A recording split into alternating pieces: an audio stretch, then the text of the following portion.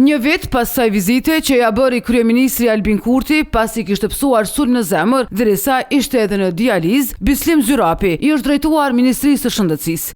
Nga ajo po kërkon që Fondi i Sigurimeve Shëndetësore t'i miratoj buxhetin për transplantimin e veshkës në Turqi.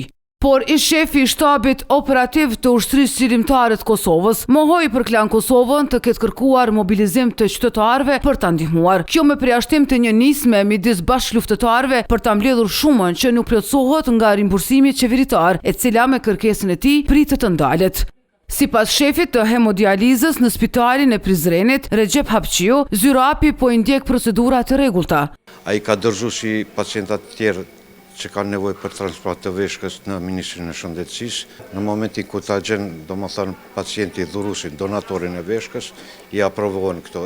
Se në shumicën e rasteve Ministria e Shëndetësisë të gjithëve pacientëve ju ka aprovuar. Për më tepër, Hapqiu thot se generali nuk e ka gjendjen kritike, siç u përhap lajmi në rrjetet sociale. Pacienti, generali Bislim Zyrapi, është në reportin tonë prej janarit të vitit 2024, domethënë parafosisht një 14-15 muaj.